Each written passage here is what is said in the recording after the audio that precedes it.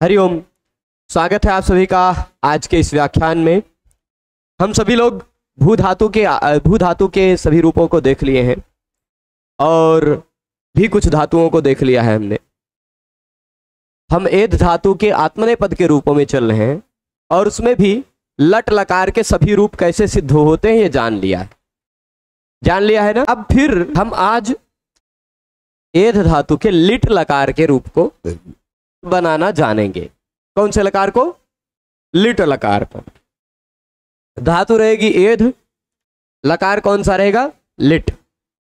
ठीक है, और वह कैसे रूप बनेंगे उसको समझने का प्रयास कीजिएगा पूरा।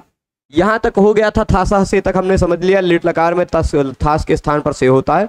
एध से एधे थे एधध्वे, अतो गुणे से होने के कारण एधे कैसे बनेगा? अतो गुणे से होगा पर रूप। ठीक, फिर उसके बाद एधामहे एधामहे। इसके बाद इजादेश च गुरुमतो नृच्छा।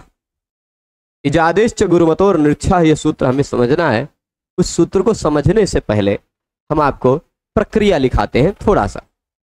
ठीक है, हाँ। इसको देखिएगा। स्थिति ये है, धातु कौन सा है? ठीक है, यहाँ चलिए, यहाँ समझिएगा। स्थिति क्या है? एध, और उसके बाद है एध के बाद है लिट। किस सूत्र से लिट आया है? या जो लिट आया हुआ है वो किस सूत्र से आया है?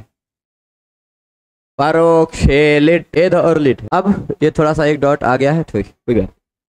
एध और लिट है। ठीक, लिट में से बचेगा क्या? परोक्षे लिट। सूत्र ने कहा किसी भी धातु को, एध धातु का मतलब क्या होता है? बढ़ना। एध वृद्धौ। एध धातु का मतलब क्या होता है? बढ़ना।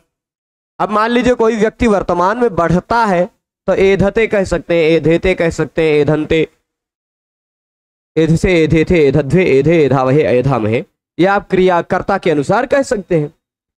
परंतु ऐसा कहना हो कि कोई व्यक्ति भूतकाल में बढ़ा और ऐसा बढ़ा कि जिसको बढ़ते हुए हमने नहीं देखा,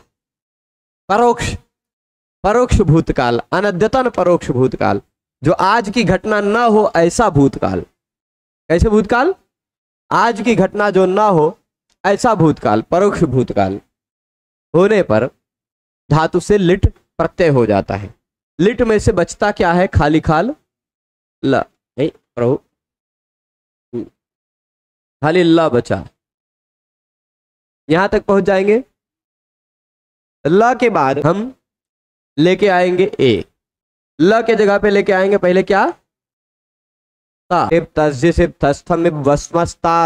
जथा साथाम धमिद्वहिमहिं। यही करेंगे ना? जथा साथाम धम इड्वहिमहिं से हमने ता कर दिया। अच्छा, ता करने से पहले भी इतना सारा काम कर ही लेते हैं। पहले लिट का ल ही बचाए हैं, तभी एक काम और कर लेते हैं। क्या कर लेते हैं? अभी सूत्र लगा लेते हैं हम। इजादेश्च गुरुमतो नृच्छः।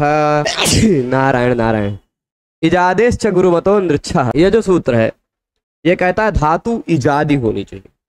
तीन बात कह रहे हैं ये सूत्र मैं यहां लिख रहा हूं। इजादेश्च गुरुमतो नृच्छः। ठीक, धातु कैसी होनी चाहिए? इजादी होनी चाहिए। कैसी होनी चाहिए? आजादी नहीं। उसका पहला वर्ण आ नहीं होना चाहिए, इच होना चाहिए।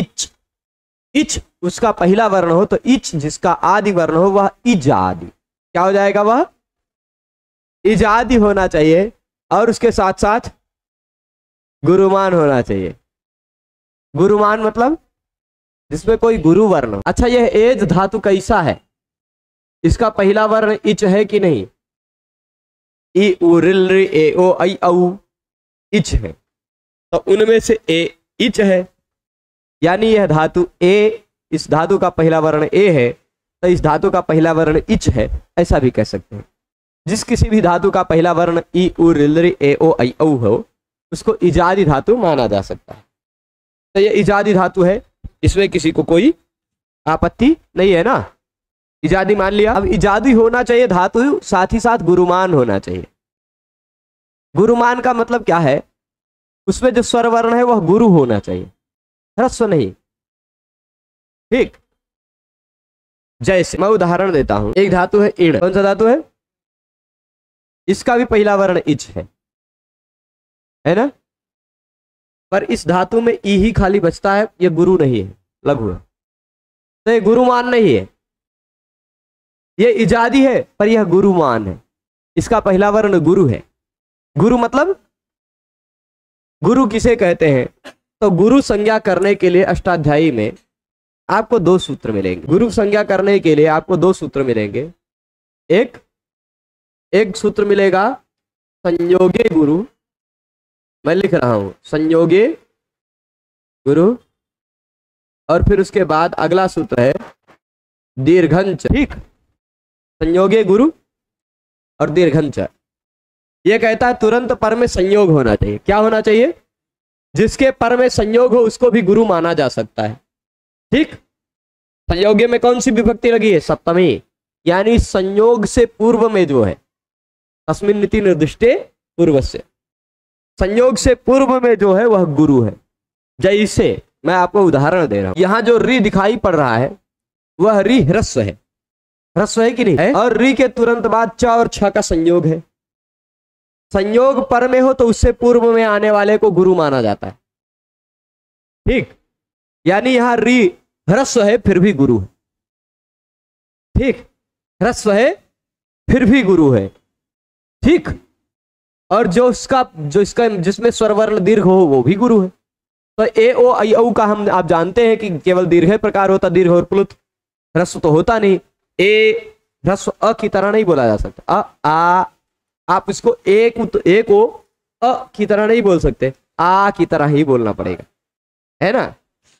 तो इसलिए ए जो है वह दीर्घ ही है, ए ओ आई औ। तो दीर्घ होने के कारण यह गुरुमान है, इजादी भी है गुरुमान भी है। ठीक, दोनों बातें घटित हो रही हैं। मैंने ऐसी आपको उदाहरण दे दे, और भी कुछ उदाहरण दे देता हूं आपको। जैसे इजादी हो और गुरुमान हो, उसका कोई और धातु, ईक्ष धातु ले लेते हैं। कौन सी धातु? इजादी है, इसका पहला वर्ण इच है, साथ ही साथ गुरुमान भी है, गुरु वर्ण भी है। ठीक, ऐसे ही इन्व धातु है। कौन सी धातु?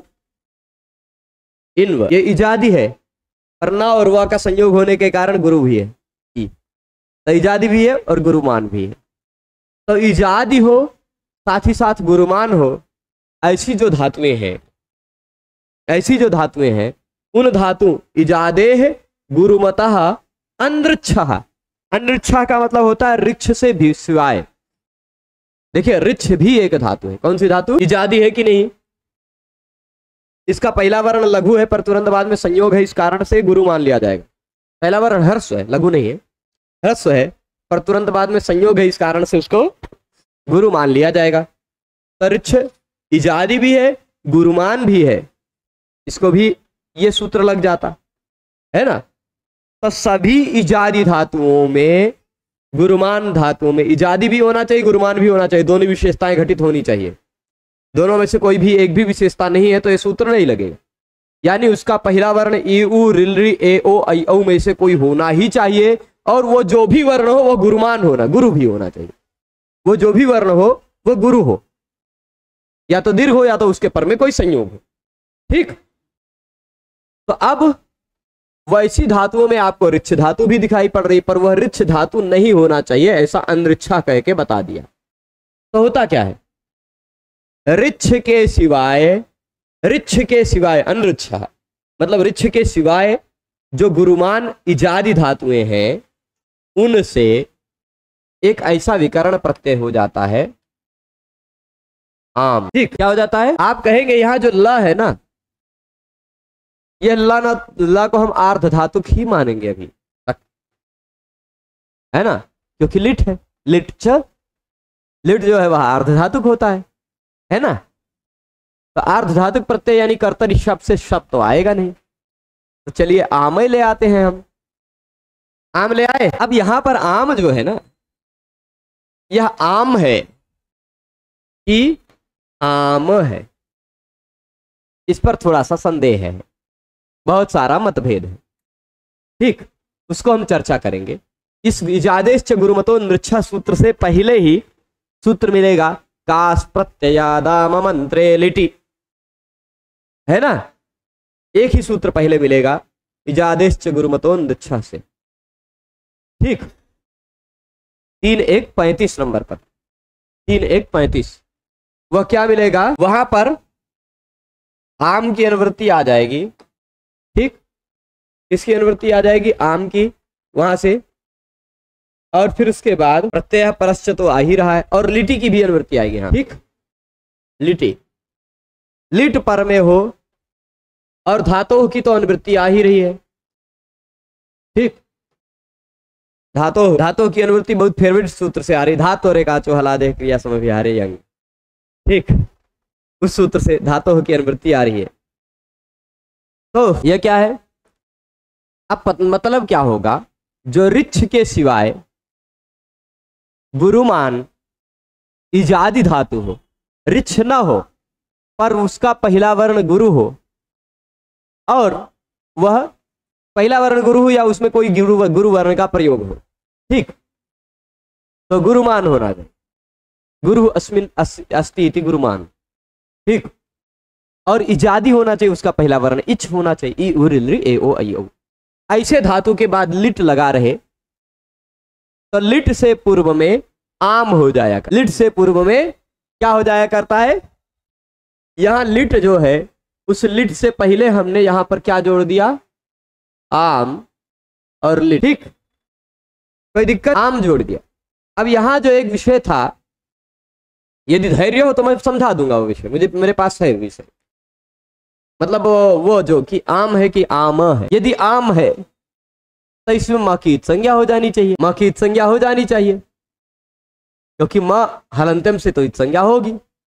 माँ की संज्ञा का निषेध न विभक्त तुस्माह करता है, पर विभक्ति प्रत्ययों में करता है, ये विभक्ति प्रत्यय तो है नहीं। अगर कहीं माँ की संज्ञा होगी, हलंत माँ है तो माँ की संज्ञा होगी तो यह मित हो जाएगा, और अगर मित हो जाएगा तम दचोन्त्यात परा से अंतिम स्वरवर्ण के बाद बैठेगा, ध के बाद नहीं बैठेगा, ए आम ध हो जाएगा। जैसे रुधादिभ्या स्नम में स्नम करते थे तो रू स्नम ध हो जाता था, है ना। तो आम जो है वह ऐसा मानते हैं कि भाई आम है, क्या है, आम। उपदेश अवस्था में अंतिम वर्ण हल नहीं है, यहां उपदेश अवस्था में अंतिम वर्ण आ है। ठीक, एक तर्क यह है, मतलब एक ऐसा श्लोक मिलता है, आमो मित्वम अदंतत्वात् अगुणत्वम विदेश तथा, और फिर आस कासो राम विधानाच पर रूपम कतंतवत, वही नीचे श्लोक मिल जाएगा जहां पर यही जादेश से गुरुमतो निरक्षा सूत्र है, अष्टाध्यायी में उसी पेज में नीचे यह श्लोक मिल जाएगा लिखा हुआ फुटनोट में। आमो मित्वम अदंतत्वात् अगुणत्वम विदेश तथा आस्कासो राम विधानाच पर रूपम कतंतवत। आमो अमित्वम, आम जो है उसके म की संज्ञा नहीं होती, क्यों, अदंतत्वात्, क्योंकि यह अदंत है, आम है, ह्रस्व अकारांत है। ठीक, तो आम क्या है, क्या हो गया, हाँ। तो अब आम अमंत्रे वह कैसे बना, वो अभी आगे बताएंगे। कास प्रत्ययात आम अमंत्रे लिटी, अभी उस सूत्र में लिखेंगे जहां से आम की अनुवृत्ति आ रही है, वह आम की अनुवृत्ति तो फिर हम करवाएंगे, और वह जो सूत्रवा वो भी लिख देते हैं तो ज्यादा अच्छे से समझ में आएगा। कास प्रत्यया दाम मंत्रे लीटी, यह इजादेश गुरुमतो नृक्षा सूत्र के तुरंत पहले का सूत्र है। अब आप बताइए, यह जो आम है, यह जो आम है कैसा है, यह आम अमित है, क्या है, अमित है, मां की संज्ञा नहीं हुई है। अमित है मतलब ऐसा मत समझ लीजिएगा कि इसका नाम अमित है। ठीक, मां की संज्ञा नहीं होगी इसमें से, ठीक है। तो और फिर उसके बाद अगुणत्वम विदेश तथा, विद धातु से भी आम का विधान होता है, इससे विद धातु से भी आम का होता है विधान। तो विद धातु से आम का विधान करते हैं, विधान चकार इत्यादि रूप बनते हैं, विधान कुर्वन्ते हैं, नहीं वैसा भी है, वो सूत्र क्या है विद धातु से आम करने का, हाँ नहीं वह अदंत है, उससे पता क्या चलता है, अकारांत है, तो अतो लोप, आ का लोप हो जाएगा, है ना। तो आकार जो है वह उपधा नहीं हो पाएगा। बहुत सारी बातें हैं इसमें। पहली बात क्या कही, आम जो है वह अमित है, ठीक, माँ की इत संज्ञा नहीं है। दूसरी बात क्या कहा कि इसके माँ की इत संज्ञा नहीं होगी तो लोप नहीं होगा, आम बचा रह जाएगा। क्यों, तो आकार की ही यहाँ पर उपदेश जनुनासिक से इत संज्ञा होगी, और आकार की इत संज्ञा होगी तो मकारांत तो था नहीं, अंतिम उपदेश अवस्था में तो उसमें अंतिम में आ था, हल तो था नहीं, तो इसलिए हल अंतिम सूत्र नहीं लग पाएगा आम में। तो कहेंगे अगर भाई आम में अंतिम वर्ण आ था तो फिर एक सूत्र है उष विद जागृभ्योन्यतरस्याम, उष विद जागृभ्योन्यतरस्याम। क्या कहा है, उष विद जागृभ्योन्यतरस्याम। यहां पर इन्होंने आम प्रत्यय के संयोग में आकारांतत्व निपातन किया है, तो उससे पता चलता है कि यह मकारांतत्व जो है वह गुण को, मकारांत तो है पर गुण नहीं होने दे, ठीक। उष दाहे विदज्ञाने और जागृ निद्राक्षये, इन तीनों धातुओं से आम का हो गया विदेह अदंतत्व प्रतिज्ञाना आमि गुणो न भवति। आम प्रत्यय परे रहने पर पूर्व को गुण नहीं होता, यहाँ वैसे गुण की प्राप्ति ही नहीं है, तो यहाँ वो बातें ना समझे तो भी चल जाए, क्योंकि विद धातु से आम किया तो विदाम को वेदाम हो जाता, वेदाम, है ना, लेकिन रह जाता है विदान चकार, ठीक, विदान कुर्वन्ति, वह गुण भी नहीं होता क्योंकि विद धातु के बाद उसका विधान किया गया है। उसी से पता चल जाता है विद ज्ञाने में अदंतत्वाभावात् गुणो भवत्येव, पर आम संयोग होने पर विद धातु अदंत होने के कारण वह ऐसा ज्ञापित कराता है कि जहां पर अदंतत्व है वहां गुण नहीं हो, ठीक, तो गुण नहीं होगा, ये बात हो गई। और आस्कासो राम विधानाच, एक बात ये भी कह रहे हैं, आस्कासो राम विधानाच।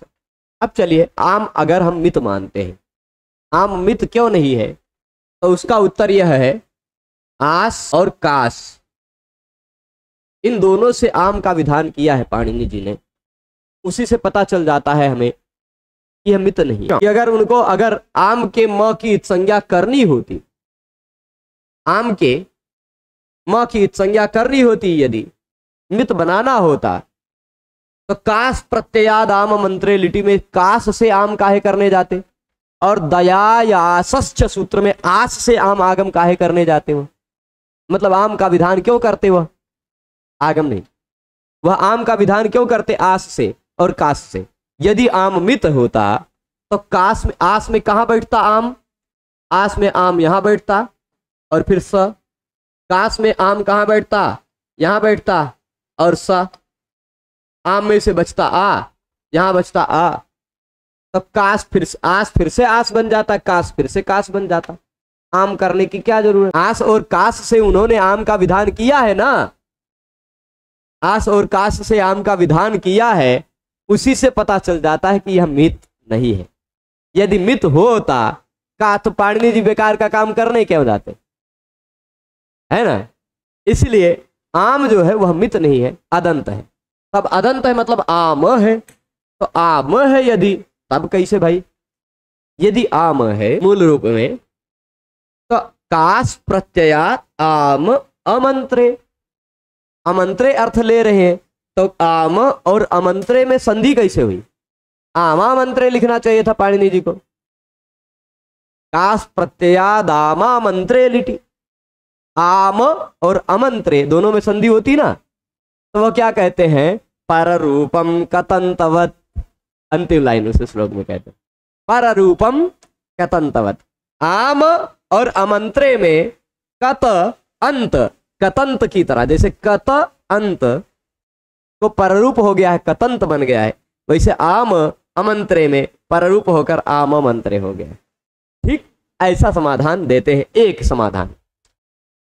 हालांकि ये प्राचीनों की परंपरा है, काशिका इत्यादि में यह चलती है। सिद्धांत कौमुदी में कुछ थोड़ा सा अलग कहा है, खाली आस कासो राम विधानात, वही एक तर्क देते हैं कि आस और कास पर आम का विधान किया है पाणिनि जी ने, उसी से पता चलता है कि यह मित नहीं है ना, उसी से पता चलता है कि यह म की संज्ञा वाला नहीं है, क्योंकि मित की होता अगर म की इत संज्ञा होती तो आस और कास पे काहे करते। आस में अगर मित होता तो फिर से आशय बन जाता, कास में अगर मित होता तो फिर से काशय बन जाता, काहे विधान किया। उसी से पता चल जाता है कि यह म की इत संज्ञा नहीं होगी। तो चलिए ठीक है, ये बात हो गई एध आम ल, यहां तक पहुंच गए सभी लोग। अब इसके बाद आम में से माँ की आ की हलंत्यम उपदेश जनुनासिक से संज्ञा करके तस्लोपा से लोप कर दीजिए, आम हो गया एध आम ल, यहां तक पहुंच गए। इसके बाद अब आगे देखिएगा, एक ही सूत्र आएगा छोटा सा, आम। आप कहेंगे आम का सीजन है, आम खाने को तो नहीं मिल रहा है लेकिन सूत्र में बड़ा मिल रहा है ना। वो क्या करेगा, आमा है ना, आमा सूत्रवा दिया है लघु सिद्धांत कौमुदिया में कि नहीं दिया है, नहीं दिया है। इजादेश च गुरुमतो नृक्ष के बाद आमा नहीं दिया है, तब नहीं पढ़ाएंगे।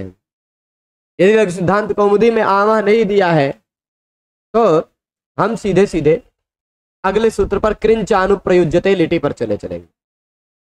भाई लघु सिद्धांत कौमुदी पढ़ रहे हैं तो लघु सिद्धांत कौमुदी कार ने जैसा सिद्ध किया वैसे सिद्ध करें। क्या पहले ही चला जा चुका है ना, पहले ही आ गया है। आप प्रथम पद में गोपायन चकार में आमा आ चुका है, देख ली। ठीक है हाँ।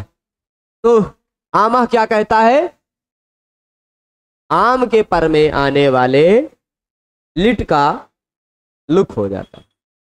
ठीक, आम के पर में आने वाले लिट का लुक हो जाता। ठीक, तो अब चलिए आमा लगाते हैं। आमा जी कहेंगे कि आमा परस्य लकारस्य लुक, आम के पर में जो लकार हो वह लुप्त हो जाता है, गायब।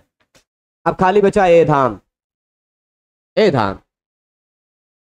ठीक, पर ये लुक तो होगा आमा से, आम प्रत्यय के पर में आने वाले लकार का लुप्त हो जाता, यानी गायब हो जाता।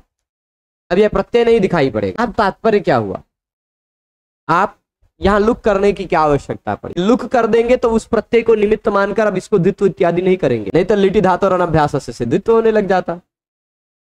ठीक, या आम का व्यवधान होने के कारण शायद न भी होता, पर यहां एध को द्वित्व नहीं होगा। लुक का मतलब लुक के कारण, लिट का लुक कर दिए, तभी आमा जी ने लुक तो कर दिया, पर कृंचानुप्रयुज्यते लिटि, वो सूत्र आ जाएगा। कौन सा सूत्र, कृंचानुप्रयुज्यते लिटि। वह कहेंगे क्रिया का अनुप्रयोग हो जाता। जहां भी आम आएगा ना, जहां भी आम आएगा वहां कुछ करके जाएगा। क्या करके जाएगा, क्री धातु, भू धातु या अस धातु का प्रयोग करके जाएगा। क्री भू पर, लिट पर, ये खाली क्री अकेले नहीं आएगा, लिट को भी लेके आ जाएगा। ठीक, तो आम के तुरंत पर में लिट परक क्री का प्रयोग हो जाएगा। किसका, क्री का। तो एध आम क्री लिट, ये लिट लकार थोड़ा बहुत बवाली है, ध्यान रखिएगा। एध आम क्री लिट।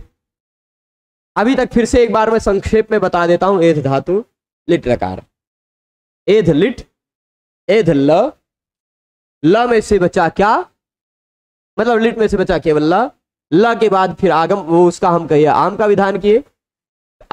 ये इजादेश गुरुमतो नृक्ष से, इजादी धातु है, गुरुमान धातु है, ऋक्ष से शिवाय धातु है, तो उसको आम हो गया। जब आम का विधान किया तो आम वैसे आम बचा, और एधाम, आम के तुरंत पर में लिट आता हो तो, लकार आता हो तो उसका लुक हो जाता है, लकार का लुक किया।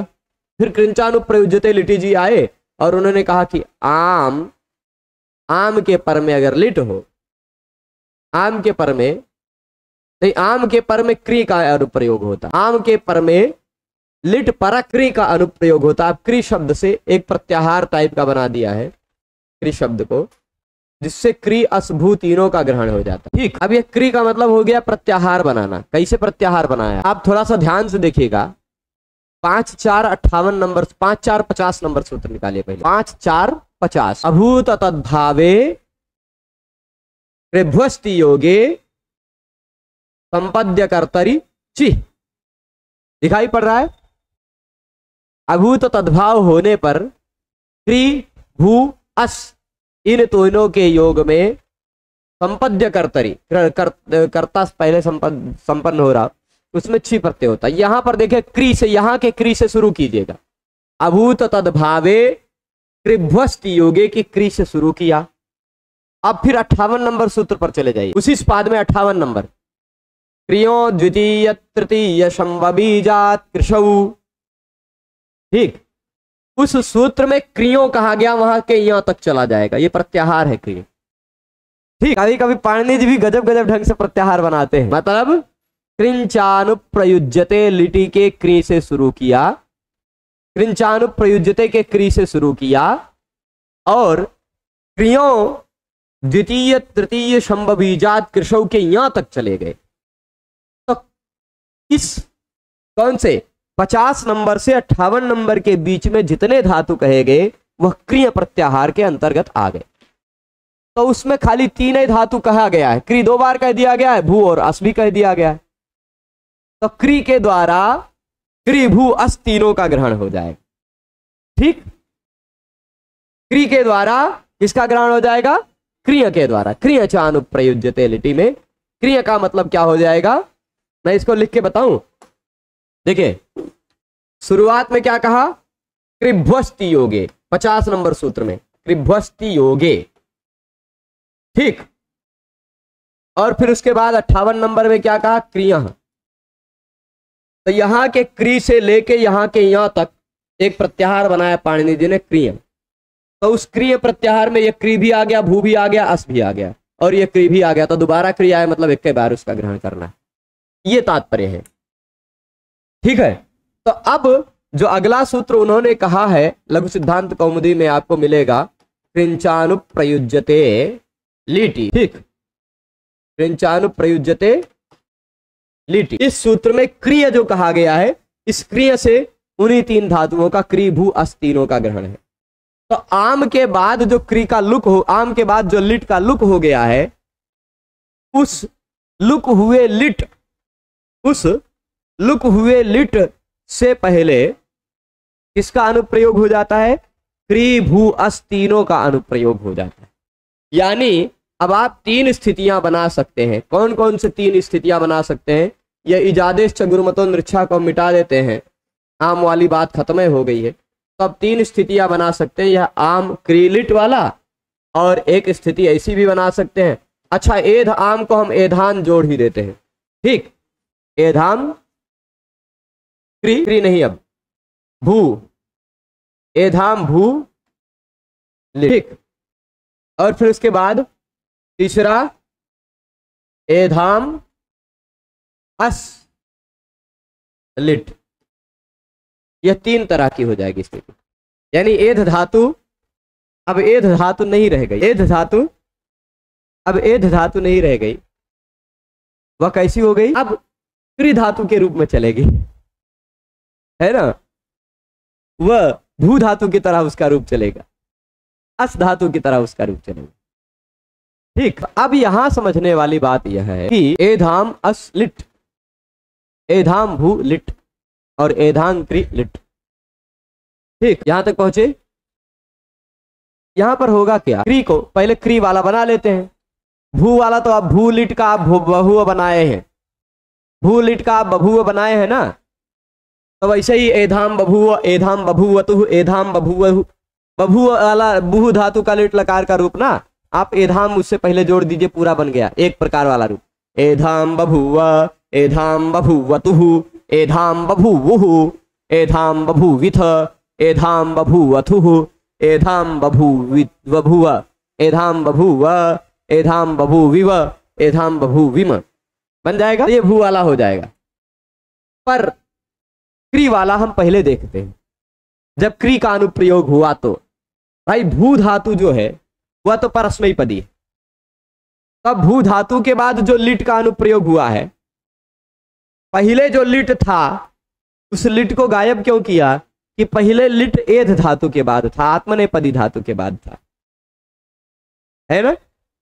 तो उस लिट के स्थान पर आता तो त आताम झ आता, है ना। और दोबारा लिट का अनुप्रयोग किया धातु के साथ, कोई दूसरी धातु आती है उसके साथ लिट आ जाता। ठीक, कोई दूसरी धातु आती है उसके साथ लिट आता है। तो अब ये दूसरी धातु आई, उसके साथ लिट आया, तो अब इस धातु के गुण को लिट ग्रहण करेगा। अब यह लिट परस्मयी पदी हो जाएगा भू के कारण, यह लिट परस्मयी पदी हो जाएगा भू अस के कारण। इसीलिए एधाम बभूव रूप बना, एधाम बभूवे नहीं बना, इत्यादि प्रत्यय नहीं लगे। ठीक, परंतु दिक्कत ये होगी भाई, अस और भू तो हमें स्पष्ट रूप से पता है कि ये परस्मयी पदी ही है, पर क्री धातु तो उभय पदी है। तो क्या अब क्री धातु का दोनों तरह का रूप बनेगा? चकार चक्रतु चक्रतु चक्रुह वाला भी बनेगा और चक्रे चक्राते चक्रिरे वाला भी बनेगा क्या? तो कहेंगे नहीं। आम प्रत्ययवत क्रियोनुप्रयोगस्य, जो क्रिय का अनुप्रयोग हुआ है उसमें खाली क्री धातु जो है ना वह आम प्रत्ययांत धातु के समान ही रहेगा। यानी आम प्रत्ययांत धातु जो एधाम है वह धातु आत्मनेपदी थी, तो क्री धातु आत्मनेपदी ही रह जाएगी। अगर यही पहले धातु कौनो परस्मयी पदी होती तो क्री धातु का परस्मयी पद में ही प्रयोग होता। ठीक, उभय पदी वाला रूप नहीं रहेगा। यहां समझ जाएंगे, यह उभय पदी वाला क्री धातु नहीं रह जाएगा। यह जो क्री धातु है यह आम प्रत्ययांत धातु के समान हो जाएगा। ठीक, खाली क्री धातु, पर भू और अस तो केवल परस्मयी पदी ही है। यह उभय पदी था तो इसको किसी में कन्वर्ट किया जा सकता है, परस्मय पद में आत्मनेय पद में, पर ये तो केवल परस्मय पदी है, ये केवल परस्मय पदी है। तो यहाँ बभूव बभूवतुः बभूवुः, यहाँ आस आसतुः आसु, ऐसा रूप चलेगा। ठीक, अब इसके बाद यहां तक पहुंच गए सभी लोग। इसके बाद आगे देखिएगा, हम आगे आते हैं तो एधाम क्री लिट। अब इस वाले भू लिट और आस लिट को अभी मिटाते हैं। ठीक, क्री वाले को पहले समझ लेते हैं। भू लिट और अस लिट, भू वाला आप समझिए, भू को बभूव बना लीजिएगा, और फिर एधाम में वही बभूव बभूवतुः बभूवुः बभूविथ बभूवथु बभूव बभूव बभूविम वो जोड़ लीजिएगा, एधाम में बन जाएगा रूप। ठीक, स्पष्ट है। परंतु यहां क्या हो, अब लिट है एधांग क्री लिट, लिट में से बचा क्या? ल, नहीं तो बचेगा है कि नहीं? लिट में से क्या बचा? ल बचा। इस ल का आप आत्मनेय पद में प्रयोग करेंगे तो ल की जगह पे आएगा क्या? टिप नहीं आएगा, ता आएगा। ठीक, ता आताम झ था साथाम धम इट वही मही। ठीक है, तो अब देखिएगा प्रत्यय यहां लिट लकार में जो ता आताम झ था साथाम धम इट वही महिंग, क्या यही तो प्रत्यय है आत्मनेय पद के? यानी अब लिट लकार के जगह पर क्या, इस लिट लकार के स्थान पर यही सारे प्रत्यय लगेंगे। ठीक, लग जाएंगे यहां पर। अब देखिएगा एध आम कृता हुआ, पर लिट लकार में विशेषता ये दो जो है ना, इन दोनों के स्थान पर एश और इरेच हो जाता है। सूत्र है वो मैं लिख दे रहा हूं, आएगा अभी लघु सिद्धांत कौमुदी में। पहले हम शब्द को बनाकर एक बार दिखा दे रहे हैं, उसके बाद सूत्रों के अर्थों को बताएंगे। लिटस तझयो रेशिरेच, लिटस तझयो रेशिरेच, ये कहता है लिट लकार के स्थान पर आए हुए ता और झ के स्थान पर एश और इरेच हो जाता। ठीक, किसके स्थान पर? तझयो, ता और झ के स्थान पर। तझयो मतलब ता और झ के स्थान पर, एश इरेच मतलब एश और इरेच हो जाता है। अच्छा, पूरे ता के स्थान पर एश आएगा क्योंकि शित है, अनेकाल शित सर्वस्व, एश में से ए बचता है, और इरेच में इरे बचता है। इरे तो अनेकाल होने हैं, इरे तो क्या है? अनेकाल है, अनेक वर्ण वाला, इसलिए अनेकाल शित सर्वस्व से संपूर्ण झ के स्थान पर आएगा। तो ता के स्थान पर एश ए और झ के स्थान पर इरे हो जाया करेगा लिट लकार में। तो चलिए हम इस लिटस तझयो रेशिरेच सूत्र के सहारे हमने क्री के बाद ए कर डाला, एश मतलब ए, श की लशक को तद्धिते से संज्ञा भी कर लीजिएगा। ठीक, अब इसके बाद अगली स्थिति पर आते हैं। यह जो एश प्रत्यय है यह लिट का है कि नहीं? लिट से पूर्व में यह धातु है कि नहीं? अब आप इस धातु को भूल जाइए, इसको इग्नोर कीजिए, ये एधाम एधाम में रहेगा। अब आपको क्री धातु का रूप चलाना है कि नहीं? ते धातु है कि नहीं? लिट धातु और अनभ्यास से कहेगा लिट से पूर्व में जो धातु है जो अभ्यास नहीं है उसको द्वित्व हो जाएगा, तो यह क्री एक ही नहीं रह जाएगा, क्री क्री हो जाएगा, है ना। ए धाम क्री क्री ए हो जाएगा। अब इसके बाद क्री क्री ए, अब हम लगाएंगे यहाँ पर पहले पूर्व वाला सूत्र लगा देते, बाद में पर वाला सूत्र लगाते, है ना, कोई दिक्कत नहीं। पहले हम सूत्र लगा देंगे, पहले सूत्र क्या लगाएंगे, यहाँ पर हम पहले पर वाला ही लगाते, उरत लगाते हैं। क्या लगाते हैं, उरत। सूत्र यहाँ ये है, ठीक, क्या है, उरत। पहले अभ्यास चर्च लगा दे, नहीं अभ्यास चर्च लगेगा नहीं यहाँ, ठीक। पूरा अभ्यास संज्ञा वो आपको पता है, द्विठी जहां हो वहां पहले वाले को अभ्यास कहा जाता है, ठीक। जहां भी दो हो, द्वित्व हुआ हो, उसमें से पूर्व वाले को क्या कहा जाता है, अभ्यास, पूर्वोभ्यास है, ठीक। वो आपको बभूव इत्यादि की सिद्धि में बताया जा चुका है। तो अब ये पहला वाला जो है ये अभ्यास है। उरत जी क्या कहते हैं, अभ्यास में आने वाले री के जगह पे आ हो जाता है। क्या, अभ्यास में आने वाले री के जगह पे अ हो जाता है, ठीक। तो अभ्यास में जो ये क्री में जो री था उसके जगह पे हो गया अ, यानी क बन गया। लेकिन खाली उतना इस काम नहीं चलेगा, क्योंकि री के स्थान पर अ ई उ आता हो तो वह अकेले नहीं आता, वह तो उरन रपरा से रपर होकर ही आता है ना। तो जो क्री था वह उरत के सहारे, कोई उड़द मत सुन लीजिएगा इसीलिए लिख दिया उरत, ठीक। उरत, उरत कहता है उह अत, उह अत। उह का मतलब क्या है, यहां इस सूत्र को तोड़े तो ऐसे निकल कर आएगा, उह, ठीक, उरत। उह मतलब क्या है, उह मतलब ऐसा कह दीजिए, री धन नस बराबर उह। री शब्द का षष्ठी एक वचन में उह रूप बन जाता है, जैसे मातृका मातुह, पितृका पितुह, है ना, धात्रिका धातुह, है ना। तो मातृका मातुह तो री का उह, तो उह अत यानी ऋकारस्य अ, अकारः, ऋकार के स्थान पर अ हो जाता है, ऐसा उरत सूत्र का मतलब है। तो ऋकार के स्थान पर हमने अ कर डाला, बन गया का, कर क्री ए, कर क्री ए। अब अभ्यास में एक से अधिक व्यंजन आ जाएं, अभ्यास में एक से अधिक व्यंजन आ जाएं तो पहला व्यंजन खाली बचता है, बाद वाला व्यंजन लुप्त हो जाता है, ठीक। पढ़ा है, हलादि शेषः, हलादि शेषः, केवल एक व्यंजन शेष बचता है, बाकी सारे व्यंजन लुप्त हो जाते। यह काम किसका है, इनका, हलादि शेषः। तो पहला हल शेष बचा, एध आम क क्री ए, एध आम क क्री ए। खाली एध है धातु, लिट लकार में सबसे कठिन है। कुछ धातुओं में, मतलब जो हमें आत्मनेपदी पढ़नी है उनमें से कुछ 2-4 धातुएं इस तरह वाली मिलेगी, है ना। एध ही नहीं मिलेगी, चुर धातु भी मिलेगा, है ना, चुर अनेकार्थ होने के कारण, है ना। तो अब देखिएगा हलादि शेषा हो गया। अब अभ्यास में कहीं भी कवर्ग आता हो, अभ्यास में क्या आता हो, कवर्ग, तो उस कवर्ग और ह के स्थान पर यह सूत्र लगता है उहोस चुह। अभ्यास में कवर्ग और ह के स्थान पर चुह यानी चवर्ग हो जाता है, कवर्ग और ह के स्थान पर चुह यानी चवर्ग हो जाता है। तो यह कवर्ग है अभ्यास में, उसके स्थान पर चवर्ग यानी च। भाई कवर्ग का पहला वर्ण का था तो उसके स्थान पर चवर्ग का पहला वर्ण च हो जाएगा, है ना। वैसे देखने पर घोष अल्प प्राण, अघोष अल्प प्राण होने के कारण का अघोष अल्प प्राण है, च भी अघोष अल्प प्राण है, इसलिए क के स्थान पर च ही होगा, ठीक। अब ये का को मिटाकर च लिख देते हैं हम, एधाम चक्री ए, स्पष्ट है। अब यहां पर एदान चक्री ए, इको यणची लगा लीजिएगा, इको यणची जी को लगा दे क्री और ए में, भाई क्री और ए में इको यणची तो लगेगा ही।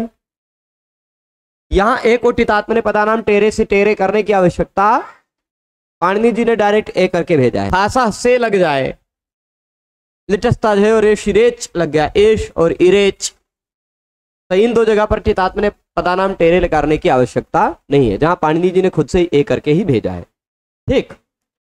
तो ऐसी स्थिति में क्या होगा, तो लिटस तजयो रेशिरे, एश हुआ और इरेच हुआ। ठीक, अब क्या होगा क्री में जो री है और ए है, इन दोनों का क्या हो जाएगा, इको यणच से क्री में जो री हटा उसके जगह पर आ गया र और उसमें ए चढ़ गया, क्रे बन गया, क्री ए क्रे बन गया। एधाम चक्रे, एधाम चक्रे। अब देखिएगा यहां तक पहुंचे एधाम चक्रे में, इसको जोड़ करके एध आम को हम एधाम बना लेते हैं। क्या बना लेते हैं, एधाम चक्रे। ठीक, अब यहां मां पदांत है कि अपदांत है, मां पदांत है कि अपदांत है, पद का अंतिम वर्ण है कि अपदांत है, अपदांत है।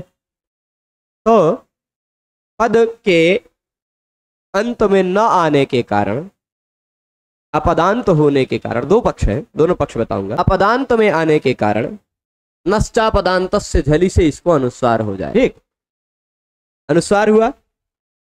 नश्चापदांत से झली कहता है कि पद के बीच में, किसी भी पद के बीच में म अथवा न आते हो तो उसके जगह पर अनुस्वार हो जाता है। किसी भी पद के बीच में म अथवा न आते हो तो उसके स्थान पर अनुस्वार हो जाता है। तो बन जाएगा अनुस्वार से यही परसवर्णा से परसवर्ण होकर यहां आ जाएगा एधाई चक्रे। अनुस्वार के तुरंत बाद में यह प्रत्याहार का वर्ण हो तो परसवर्ण हो जाता, बन जाएगा एधाई चक्रे। लेकिन अब यहां पर कुछ लोगों का मत यह है, क्योंकि देखिएगा एधाम लिट, ठीक, एध एध लिट, लिट के बाद ले आए त, ठीक, एध लिट के स्थान पर ले आए त और उसके बाद आम किए, क्योंकि तभी आम ही है, तभी लिट ही है, उसके बाद आम किए तो एधाम तो है। अब यह तिङंत हो गया, एध धातु नहीं, अदंत नहीं है। तो अब की संज्ञा होगी तभी वह आत्मनेपद बनेगा ना। तो अब देखिएगा यह एधाम त है, इस एधाम त को कुछ लोगों का मत है, यद्यपि वह सब सर्वमान्य नहीं है, सर्वमान्य नहीं, कुछ लोग ऐसा तर्क करते हैं कि अब यहां आमह सूत्र से इस ता का लोप हुआ है, लुक हो गया है, तो यह एक एधाम एक अलग तिङंत है। इसके बाद जो क्री का और लिट का प्रयोग हुआ, वह क्री और लिट का एक चक्रे जो बना वह अलग तिङंत है, एधाम अलग तिङंत है। तो यह एधाम पद हो जाएगा, सुप तिङंतम पदम से पद संज्ञा। यह म हो गया पदांत, और पदांत म का मोनुस्वारा से अनुस्वार करेंगे और वह पदांत से उसका विकल्प से परसवर्ण करेंगे तो एधाम चक्रे वाला अनुस्वार वाला भी रूप सही है, ऐसा कुछ लोगों का मानना। अनुस्वार वाला भी रूप सही है अगर वह पदांत है तो, और यदि वह पदांत नहीं मानते तो नश्चा पदांत से झली से अनुस्वार करना पड़ेगा और उसको परसवर्ण ही करना पड़ेगा। ठीक, स्पष्ट है, कुछ बात है। हाँ, लुक हुआ है, तो लुक होने पर भी भाई कहीं कहीं लुक होने पर भी क्या होता है, वो पद तो मान ही लिया जाएगा ना, तिङंत तो हो ही जाएगा, उससे कोई ये वही मतलब पचने लायक मत नहीं है, पर किसी एक अच्छे व्यक्ति ने बताया था तो हम सोचे हम वो बता दें, है ना। पर ऐसा भी एक कई पुस्तकों में हमें ऐसे तरह का एधान चक्रे मिला, मतलब अनुस्वार वाला भी मिला, और जहां पर चक्रे से पहले अनुस्वार मिला हो तो हाँ, तो उन्होंने पदांत मान करके, अब इसके बाद एधान चक्रे बन गया। मान लीजिए यहां पर कॉमन बात क्या है, पूरी बातों को मैं फिर से बता रहा हूं, ध्यान दे दीजिए। एध आएगा, आएगा ना, उसके बाद लिट आएगा ही सब जगह, लिट का ल बचेगा ही सब जगह, बचेगा ना। अब शॉर्टकट बता रहे हैं सब कुछ, लिट का ल बचेगा सब जगह। इस ल के स्थान पर आप क्या करेंगे, या रहने दीजिए, पहले आम कर लेते हैं।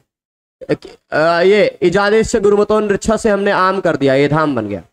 ये इतना तो सब जगह होगा क्योंकि एध धातु ही रहेगा, और वह आएगा तो लिट का लुक भी कर देगा, लिट का लुक भी कर देगा, लिट गायब, एधाम खाली बचा, और फिर कृंचानुप्रयुज्यते लिटि से क्री लिट हो जाएगा।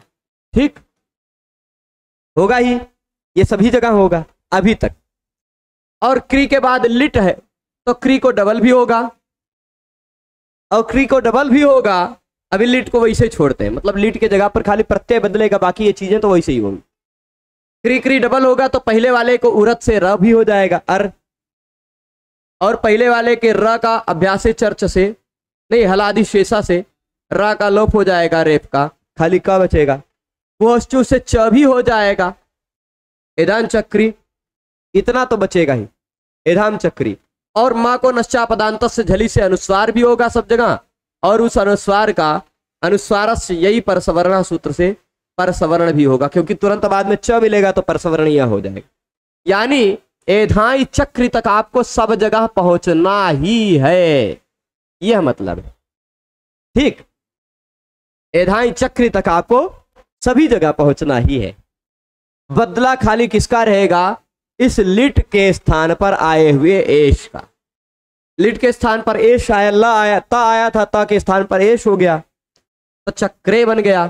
परंतु यही तो प्रत्यय ना होता, आताम प्रत्यय होता तो एधाम चक्र आताम, एधाम चक्र आताम। ऐसी स्थिति में क्या होता कि आत्मने पदानाम टेरे से टी भाग को ए हो जाता, आते बन जाता, एधाम चक्री आते, है ना। और इको यणचि से री आको जगह पे, री के जगह पे क्या हो जाता? र, तो चक्र आते जुड़ जाता चक्राते। ठीक, एधान चक्राते बन जाएगा।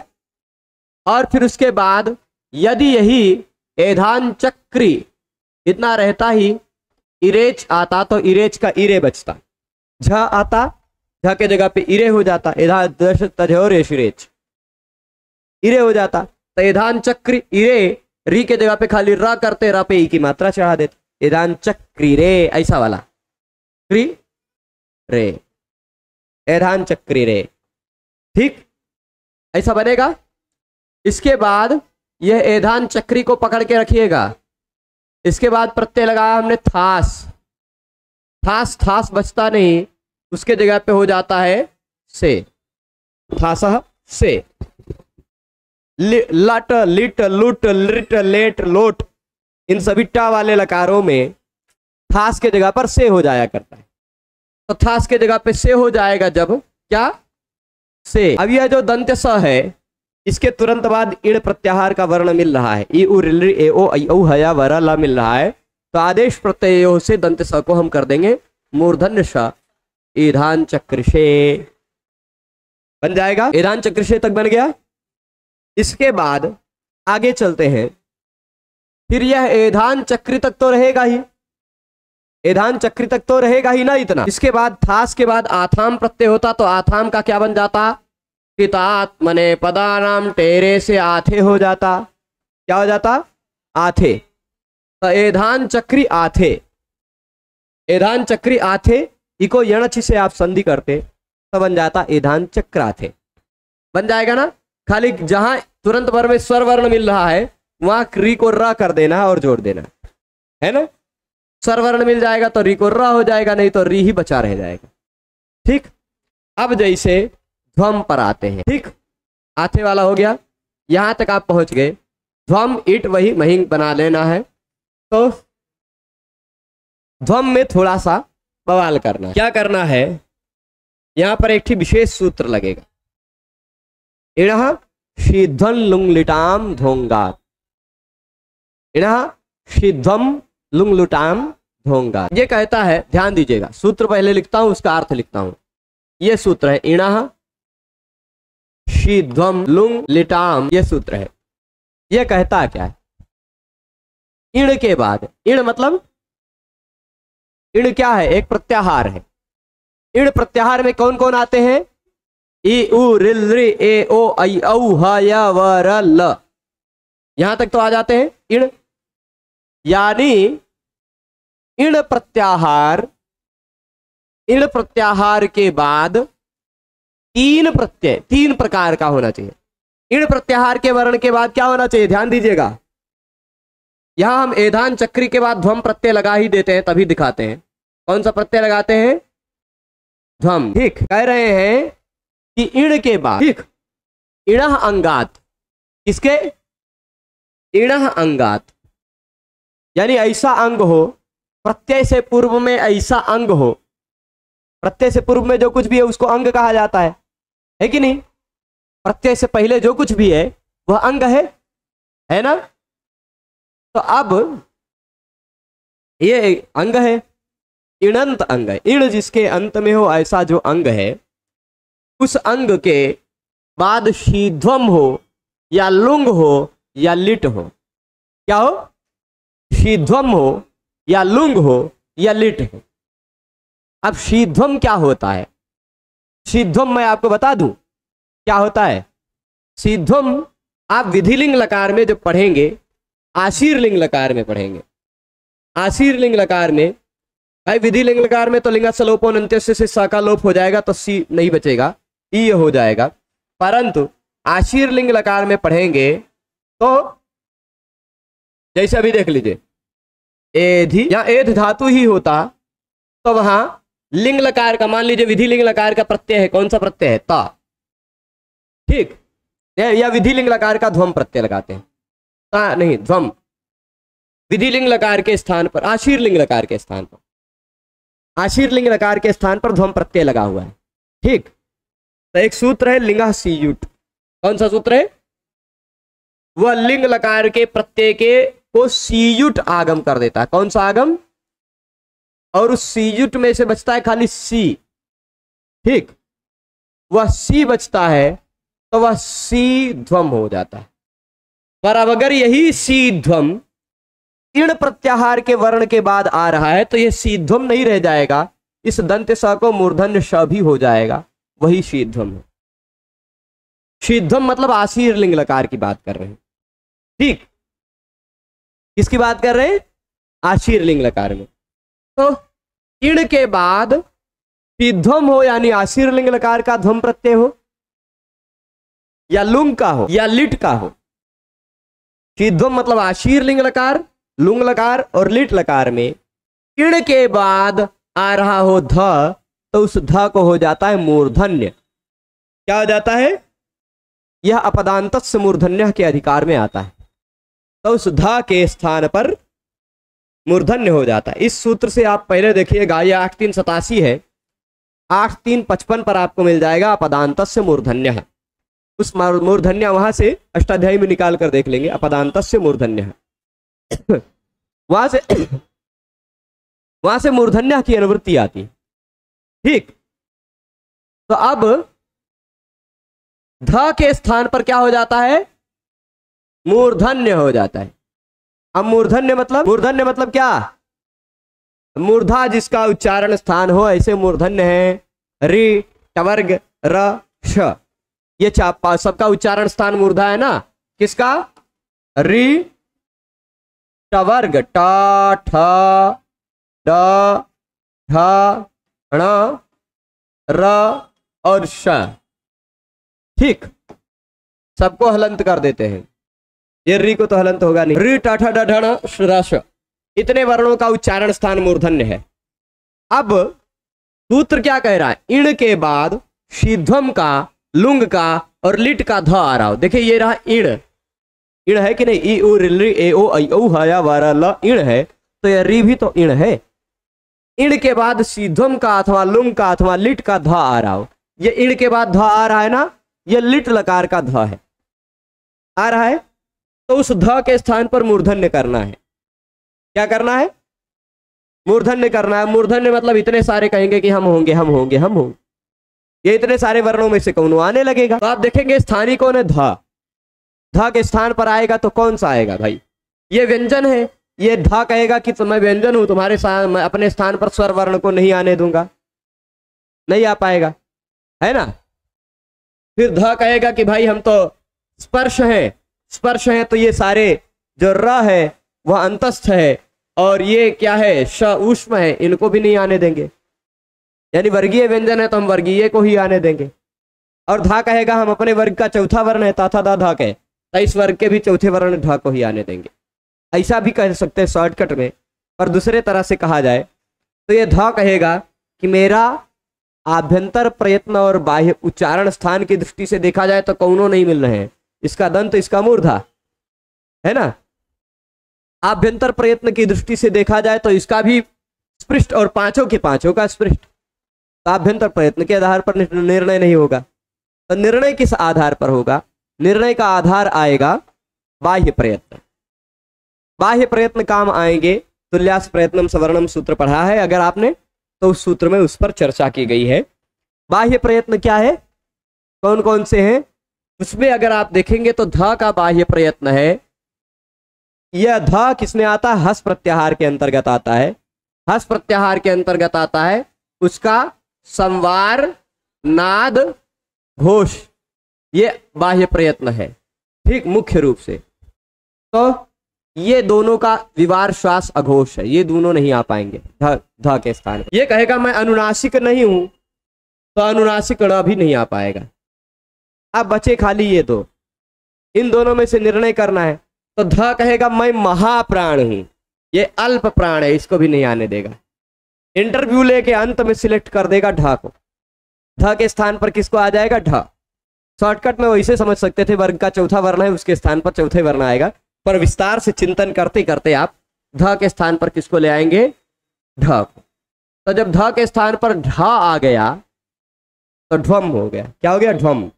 और टित आत्मने पदानाम टेरे तो आपने पढ़ा ही है, इस अम के जगह पर ए हो जाएगा तो ढ्वे बन जाएगा। एधान चक्र ढ्वे, एधान चक्र ढ्वे, ठीक। विभाषेटा नहीं लगेगा क्योंकि इट आगम है, ये नहीं है ना। इण हो उसके पर में इट हो तब विभाषेटा विकल्प से करता है, ठीक। तो अब यहां ध्वम हो गया। ध्वम के बाद प्रत्यय लगाएंगे हम इट, तीन प्रत्यय बचा है, ये इट भी और वही फिर मही। इट प्रत्यय लगा, इट का बचता है ई के जगह पे टितात्मने पदानाम टेरे से हमने कर दिया ए, ठीक। सूत्र पढ़ चुके हैं पहले बढ़िया से विस्तार से। जब ए बचा तो अब आप संधि के नियम इको यणची को पढ़े होंगे। री के जगह पे हो जाता है, री के जगह पे र हो जाता है, तुरंत बाद में स्वर वर्ण हो तो इको यणची स्वर सूत्र लगा, इस री के जगह पे र आ गया और ये ए की मात्रा बन के चढ़ गया। यहां भी एधान चक्रे बन गया। और फिर से हम एधान चक्री को वैसे ही रख लेते हैं और वही प्रत्यय लगाते हैं, मही प्रत्यय लगाते हैं, तो क्या होता है भाई, वही हो चाहे महिंग हो, महिंग में से मही बचता है, तो क्या हो। अब एधान चक्री वही, एधान चक्री मही, ऐसी दो स्थितियां हैं। इन दोनों स्थितियों में आप क्या करेंगे, एधान चक्री टित आत्मने पदानाम टेरे से टी भाग ई के जगह पे ए कर देंगे। प्रत्यय के टी भाग को ए करना रहता है तो वही को वहे कर देंगे, मही को महे कर देंगे, बन गया एधान चक्री वहे, एधान चक्री महे। एधान चक्रे, एधान चक्राते, एधान चक्रिरे, एधान चक्रिषे, एधान चक्राथे, एधान चक्रिध्वे, एधान चक्रे, एधान चक्रिवहे, एधान चक्रिमहे। ऐसा एध धातु के लिट लकार का रूप बनेगा, ठीक। अभी ये खाली 9 बना है, 18 ठी और बनेगा। एधाम बभुव, एधाम बभुवतु, एधाम बभुव, एधाम बभुविथ, एधाम बभुवथु, एधाम बभुव, एधाम बभुव, एधाम बभुविव, एधाम बभुविम। वो भी आप बनाना जानते हैं, बभुव इत्यादि बनाया है तो वैसे ही बन जाएगा, ठीक। पर एधामास, एधामासतु, एधामासु, एधामासिथ, एधामासथु, एधामास, एधामास, एधामासिव, एधामासु। अब ये देखिएगा, इसको खाली हम एधाम तो सब जगह आएगा ही, एध रहेगा, इजादेश च गुरुमतो निरच्छ से आम आएगा, ठीक, आएगा कि नहीं। अब खाली आप अस धातु को पकड़िए, ठीक। अस धातु परस्मयी पदी है, इसके बाद प्रत्यय अगर लगता है लिट लकार के स्थान पर तो परस्मयी पदानाम णल अतुस उस थल अथुस अ णल व और म इतने प्रत्यय होते हैं ना, समझ जाएंगे। देखिए ये इतना हो जाएगा, इतने तक पहुंचेंगे। णल में से बचता क्या है, ठीक। यहां देखिएगा, अस अस को आप अस को द्वित्व भी करेंगे तो अस अस हो जाएगा, अस अस अ अस आस बन जाएगा, एधामास ऐसा बनेगा। इसको जोड़ देते हैं हम, एधा मास, यहां तक पहुंचे। अब इसी में सारे प्रत्यय जोड़ते जाइएगा। आ जोड़ेंगे तो देखिए, ये अगर परस्मयी पद के आप लिट लकार के प्रत्यय यदि बढ़िया से जानते हैं परस्मैपद पद के लिट लकार के प्रत्यय बढ़िया से जानते तो पूरा बन गया। भाई प्रत्यय का पहला वर्ण स्वर वर्ण है तो खाली जोड़िए, और प्रत्यय का पहला वर्ण अगर ये वाला है, ये वाला है, ये वाला है, भाई णल में से सब जगह बचता है आ, तब देखिए इसका भी पहला वर्ण आ, इसका भी आ, इसका उ, इसका आ, इसका आ, इसका भी आ, और ये तीनों को छोड़ दिया जाए तो बाकी सारे प्रत्ययों का पहला वर्ण स्वर वर्ण है ना, है कि नहीं? तो इन तीनों का पहला वर्ण वल है तो आर्ध धातु का सेठ बलादेह से इट आगम भी हो जाएगा, तो थल जो था वह इथ बन जाएगा, इथल, ल की संज्ञा होकर इथ बन जाएगा, और यह जो वह है वह इव बन जाएगा, और यह जो मां है वह इम बन जाएगा, ई अगमा जुड़ जाएगा।